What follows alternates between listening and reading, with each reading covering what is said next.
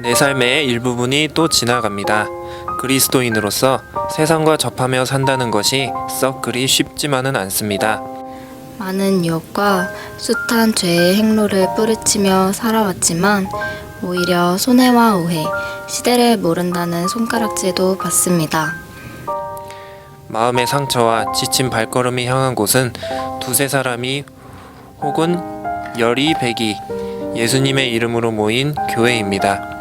그곳에서 성도들의 간증과 삶을 보며 그리스도인은 모두 이방인과 나그네 같은 하루하루를 보냄을 알았습니다.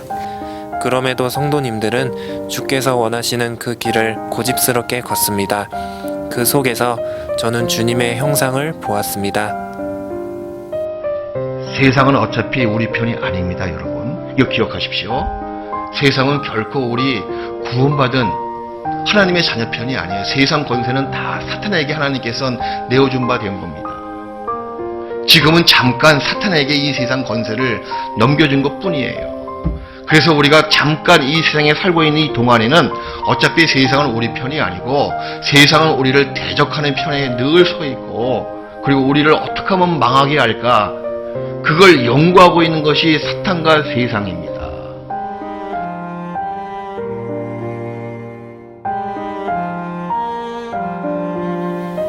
교회 안에서 내 생각, 내 의지, 내 욕망, 나 자신을 부인하며 순종의 길을 택한 성도님들을 봅니다.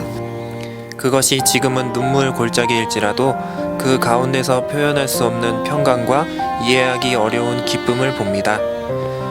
주님의 약속대로 순종의 열매를 맺는 것도 보고 아직 응답이 없을지라도 소망을 잃지 않고 묵묵히 나아가는 그 모습은 정말 존경스럽고 아름답습니다. 순종의 삶을 보이는 성도님들처럼 저도 그렇게 이 길을 가리라 매일매일 자신을 부인하며 다짐을 해봅니다. 하나님의 기쁨이 나의 기쁨이 됩니다. 여러분, 어디에서 그 기쁨을 찾으십니까? 어디에서 능력을 받으십니까? 그분의 뜻을 행했을 때 우리 영혼의 양식이 되고 그 힘으로 살맛 나게 이 세상 살아갈 수가 있는 거예요. 밖으로 복음을 전하고 형제자매를 정말 귀하게 여기고 교회를 사랑하고 말씀에 순종했을 때 얻어지는 그 기쁨과 능력은 이루 말할 수가 없습니다. 신앙생활은 신명나게 해야 된다는 거죠. 왜 교회 오시는데 무거운 짐처럼 오늘도 주일날이야 또 하지 못해서 가야 되겠다 그런 마음으로 오십니까? 그건 신앙생활과 거리가 먼 겁니다. 기쁜 마음으로, 즐거운 마음으로 오늘도 하나님 말씀을 듣는다, 하나님이 나의 기도에 정말 응답하시는구나, 그리고 늘 하나님과 함께 동행하는 그 생활은 결코 무거운 짐이 아닙니다. 사랑은 자원하는 마음을 스스로 복받치게 우러나게 만드는 능력이 있잖아요. 사랑하기 때문에.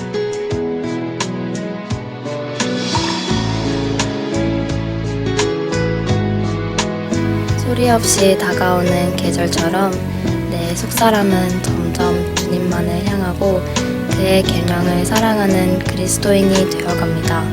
불가능할 것 같은 가족 전도도 하나둘 맺혀지고 이 세상의 보암직하고 먹음직하고 탐스러운 것들은 더 이상 유혹의 대상이 되지 않는군요. 그래서 저도 형제자매님들이 경험한 승리하는 삶을 경험했습니다.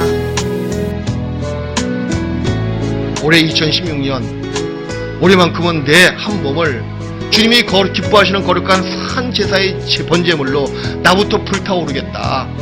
내가 불타올랐을 때 구역이 불타오르고, 구역이 불타올랐을 때 교구가 불타오르고, 교구가 불타올랐을 때 우리 중랑교회가 한국교회의 가장 으뜸되는 교회로 불타오를 겁니다. 저는요, 이 교회 올 때 내 저 서울 중랑교회 가서 내가 성공해야지 그런 마음 없습니다. 저는 성공하기 위해서 온 거 아니에요. 이 교회를 부흥시키기 위해서, 그리고 세상과 죄와 사탄으로부터 승리하는 사람으로 만들기 위해서, 같이 승리자가 되기 위해서 온 겁니다.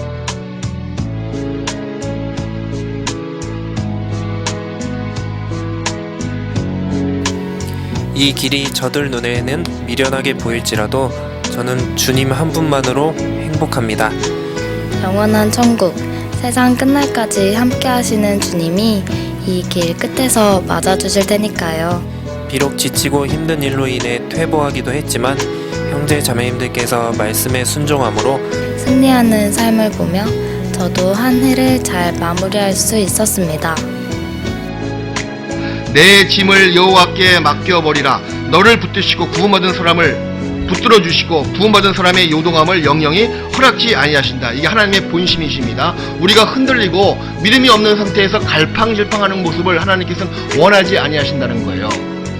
그 믿음을 가지라. 의인은 믿음으로 말미암아 살리라. 그 믿음이 뭐냐 그 얘기예요. 믿음은 하나님께 맡기는 생활입니다. 맡긴 다음에 결국은 걱정과 염려가 없어지는 거예요. 믿음의 결국은 평강입니다. 평강한 마음에 주어졌다는 것은 내가 하나님께 의지했구나 라는 증거가 된다는 거죠. 한 해를 돌아보며 생각해 보았습니다. 내가 눈을 떠 있을 때는 교회 안에서의 시간보단 세상 속에 있었던 시간이 더 많이 있었습니다. 그 가운데에서 교회에 오면 저에게 먼저 오는 손이 있었고, 관심이 있었고 걱정이 있었고, 웃음이 있었습니다. 그 모습을 보며 저 또한 웃을 수 있었고 힘을 낼 수 있었습니다. 이것이 다 형제 자매님들을 통해서 저에게 전해진 하나님의 사랑이 있었기 때문이었습니다.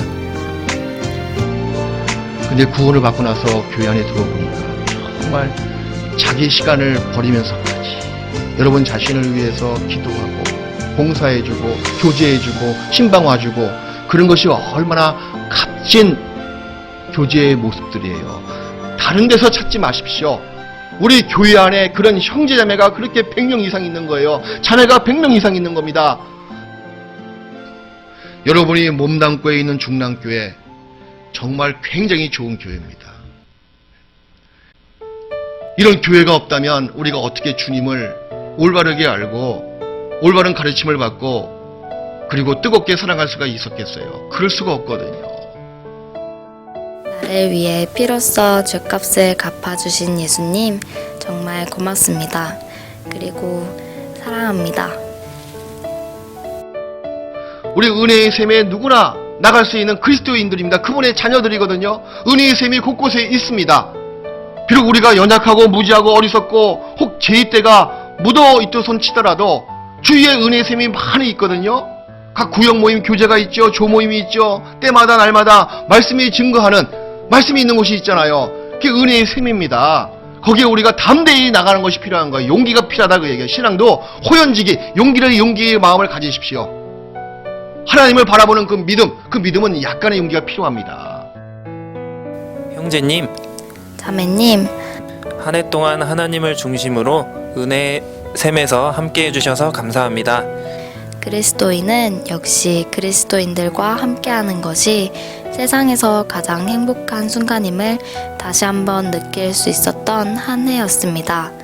하나님께서 2017년이라는 은혜의 샘을 허락해 주실지는 모르지만 허락해 주신다면 다시 한번 다 같이 승리하는 한 해를 보낼 수 있기를 간절히 소망합니다.